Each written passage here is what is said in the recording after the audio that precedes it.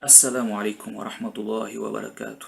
Bismillah, walhamdulillah, wassalatu wassalamu ala rasulillahi wassalam.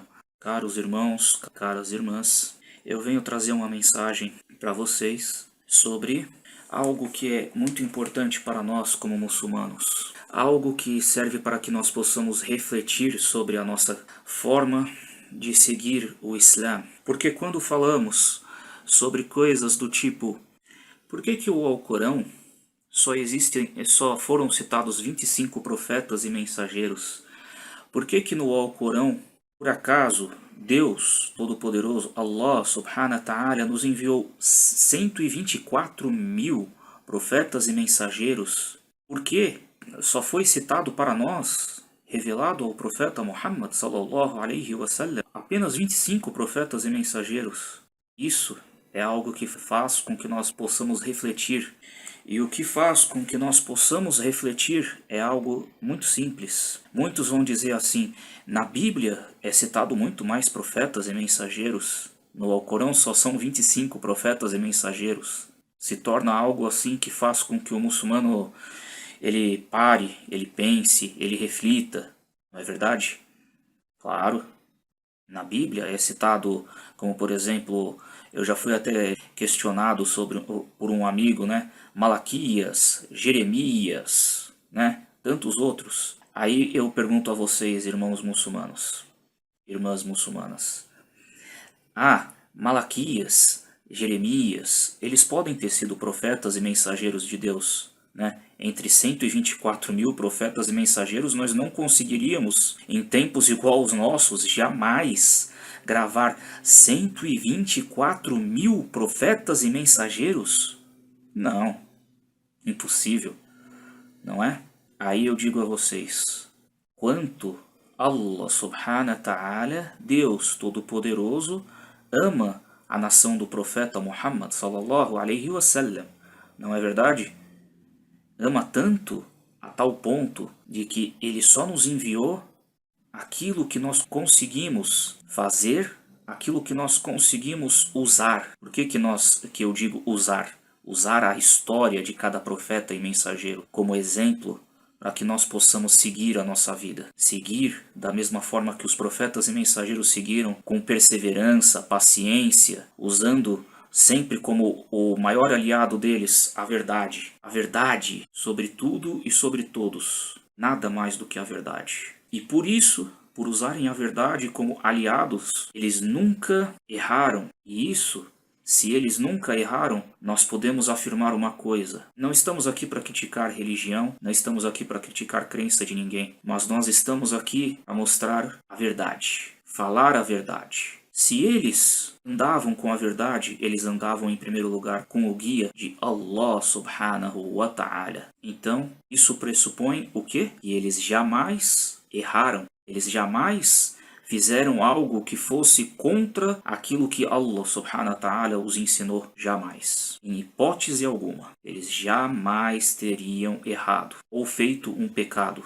Eu digo a vocês, isso é uma consequência do quê? É uma consequência de se, por exemplo, cada um de nós acreditasse que nós precisamos de tanta explicação, tanta informação em um tempo onde nós mesmos sabemos o quanto o nosso tempo hoje em dia é curto, quanto o nosso tempo é assim passageiro, sem nenhum tempo às vezes assim para, se nós queremos assim parar, refletir, temos que parar tão pouco e agir tão rápido. Como que nós conseguimos lecionar a história de tantos profetas e mensageiros? Não é porque é uma falha que nós não citamos outros profetas e mensageiros e apenas 25 profetas e mensageiros foram citados no Alcorão. E sim, o que resume tudo isso? Facilitar, não é mesmo? Facilitar cada muçulmano tenha facilidade a tal ponto assim de que não confunda a sua mente, não confunda aquilo que você precisa para o seu dia a dia. Tudo que você precisa, cada um dos 25 profetas e mensageiros podem passar para cada um de nós, escolhidos de Deus, escolhidos. Por quê?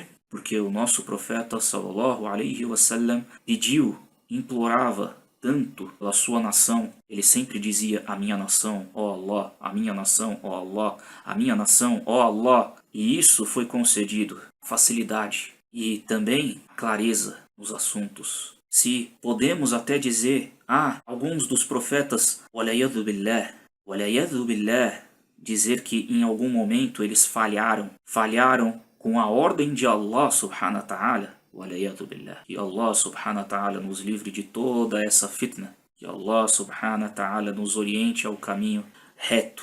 Mas é claro que eles não falharam, é claro que eles não fizeram nenhum tipo de transgressão com a ordem de Allah subhanahu wa ta'ala. E aí dizemos assim, Sayyidina Isa, al-Masih, não é? Jesus Cristo, foi o único que jamais errou, de chegar a tal ponto de dizer que no momento em que ele estava na cruz, é claro que nós muçulmanos não acreditamos nisso, mas pressupondo que isso fosse verdade, no momento em que ele está na cruz, ele fica com as impurezas e com os pecados da humanidade a tal ponto do que? A tal ponto de Allah subhanahu wa ta'ala, o Criador, em vez de estar com ele, se distancia dele porque ele estava sujo com o pecado da humanidade. Ou seja, o que isso significa, irmãos e irmãs? Significa que Allah subhanahu wa ta'ala não é do mesmo nível que Jesus, que Sayyidina Isa, que o profeta Jesus Cristo? Não. Walayadu billah. Allah subhanahu wa ta'ala nos livre dessa corrupta colocação. Jamais podemos acreditar nisso, irmãos e irmãs. Jamais podemos levar isso em consideração. Chegaríamos a tal ponto, então, de colocar Sayyidina Isa, alayhi salam, acima do nível de Allah. Chegaríamos a tal ponto de achar que, se Sayyidina Isa, alayhi salam, ele morreu pela humanidade, nós carregaremos essa culpa. Nós carregaremos um fardo acima do que aquilo que Allah subhanahu wa ta'ala nos entregarmos ao ser humano, e até mesmo uma coisa que parece assim fora do comum, não é? Em certos momentos você vai escutar uma pessoa dizendo assim, Sayyidina Isa, Jesus, ele é Deus. Por outro lado, vão dizer assim, ele salvou a humanidade dos pecados. Um ser humano que carregou toda a culpa da humanidade. Tudo aquilo que a humanidade simplesmente peca, ele carrega. Como? Como, irmãos? Como pode? Então, fica a minha pergunta ao ar. Jesus, Sayyidina Isa, ele era Deus? Ele era filho de Deus? Em que posição podemos colocar Jesus? No meio de tamanhas acusações. Levem isso a sério. Acusações. Jamais Sayyidina Isa, alayhi salam, teria como dizer que Allah subhanahu wa ta'ala não teve piedade a tal ponto de tirá-lo, salvá-lo, para que ele não fosse crucificado, e as pessoas dissessem que ele tem uma comparação com Allah. Chegaria a esse ponto? Com certeza Allah subhanahu wa ta'ala teve misericórdia dele e teve misericórdia de toda a nação, porque aquilo que o Alcorão revela é as palavras de Allah, para que não exista enganação, aquilo que é falado na Surat al-Baqarah, a surata da vaca. Este é o Alcorão, e nele não existe tortuosidade, e é orientação para aqueles que são piedosos. Piedosos. Parece algo simples, né? Piedoso. Piedoso parece assim uma pessoa que carrega dó, carrega sentimento por outras pessoas, não? Piedoso é aquele que procura a verdade. Piedoso é aquele que tem medo de Deus e a todo momento está vigilante. Está vigilante. E o Alcorão existe para esses. Para quem Allah orienta, para quem Ele quer. E para quem Allah desorienta, para quem Ele quer. Ou seja, Allah subhanahu wa ta'ala conhece o que está dentro do coração de cada um de nós. E Ele não desaponta seus servos. Ele jamais faz com que os seus servos se tornem pessoas assim perdidas, duvidando daquilo que Allah subhanahu wa ta'ala criou. Eu me questionaria, e questiono a quem, como que Jesus ele teria se transformado em ser humano, vindo para a terra, se sacrificou sua carne, seu corpo, em nome da humanidade. Como que Allah subhanahu wa ta'ala estava no céu e ao mesmo tempo estava na terra? Como? Tantas perguntas, infinitas perguntas que a gente pode ter. Mas quando nós somos muçulmanos e nós não temos dúvida alguma sobre a vida de Jesus, Jesus foi simplesmente, alayhi salatu wassalam, filho de uma mulher que nunca teve nenhum tipo de contato com outro homem. Nenhum tipo de contato. Allah subhanahu wa ta'ala enviou Jibril, Sayyidina Jibril, alayhi salatu wassalam, o anjo Gabriel, que soprou o Espírito Santo dentro dela, fecundou a Virgem Maria, Sitna Maryam. uma mulher sagrada, a mulher mais sagrada da humanidade. E isso fez com que ela se sentisse tão envergonhada a ponto dela se isolar durante a sua gestação dentro de um mosteiro. E o que acontece? Logo que ela chega com um bebê no colo, depois que ela sai do mosteiro, ela volta e todos caçoam dela, dizendo como que a filha de Harun, a filha de Arão, tem um filho. Como? E ela simplesmente aponta o dedo para o bebê no seu colo, dizendo, como se dissessem assim, né, a expressão do dedo. Pergunte a ele.